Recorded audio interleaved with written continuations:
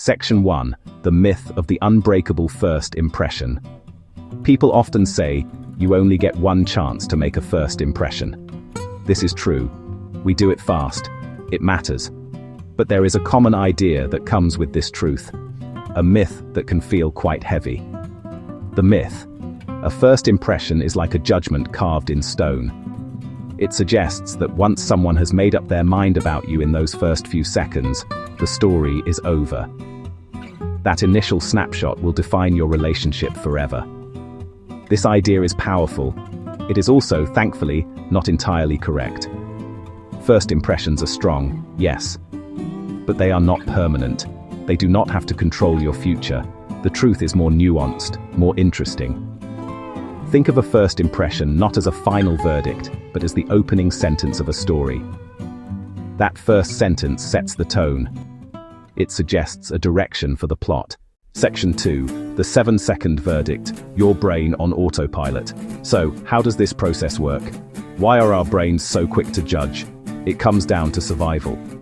Your brain is a remarkably efficient machine, built to navigate a complex social world. It cannot analyze everyone in depth, so it relies on shortcuts. A rapid, unconscious process called thin slicing. It looks at a face. It listens to a tone of voice. It watches body language. Friend or foe. Are they trustworthy? Competent? It is automatic. It just happens. The adaptive unconscious makes fast calculations without your awareness, like a powerful supercomputer in the background. In a Princeton study, participants saw faces for just 1/10 of a second, then rated attractiveness, competence, and trustworthiness. Remarkably, snap judgments matched those with unlimited time. The core forms almost instantly.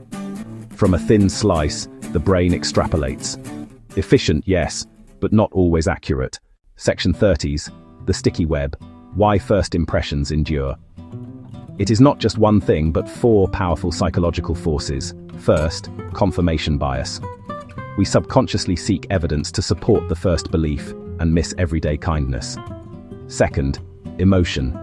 A flicker of anxiety, a spark of warmth, intimidation. Emotion binds to memory like glue, making charged meetings stickier than neutral ones. Third, labels. We love categories: smart, awkward, confident, shy. The label becomes a lens that simplifies a complex person into one trait. Finally, social proof.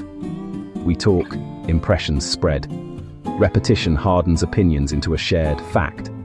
One thin slice can become collective reality, a powerful web that is difficult to untangle. In modern life, the stakes are lower than in our past, but the ancient wiring and these sticky forces remain. The first impression is powerful, but it is not destiny. It is simply the beginning. You are not trapped by an awkward moment. The story can change with new chapters. The stickiness of first impressions can feel discouraging. But this is not the case. Change is possible. It requires deliberate effort. Give the brain new evidence that contradicts the initial story. Start with non-verbal signals in the moments that follow. Stand up straight, make gentle eye contact, offer a warm, genuine smile. These universal signals work faster than words. If you fear you seemed aloof, do not over-explain. Send a follow-up, mentioning something specific you enjoyed. Offer tangible help. A single counter-narrative action beats a dozen apologies. This creates cognitive dissonance. I thought they were unfriendly, yet that was friendly.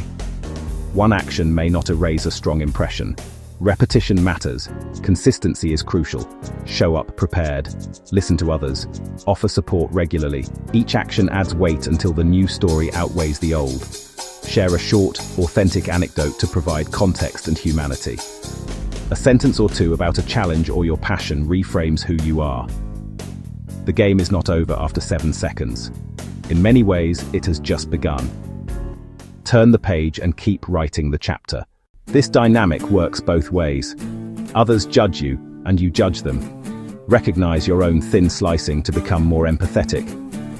Our snap judgments feel like facts. They are not. They rely on shortcuts, biases, incomplete information. When a label pops up, just pause. You do not have to accept the first thought as truth. Ask, what evidence might suggest my first impression is wrong? This breaks confirmation bias and opens perception. Thin Slice says, not confident, not a leader, but context reframes nervousness. Early data was real, but the conclusion was incomplete. Treat first impressions as hypotheses, not facts. They are a starting point, not a destination. Give people second chances, in action and in your mind. Look for the good. Assume positive intent until evidence says otherwise. You will see more clearly and train a more accurate, compassionate mind.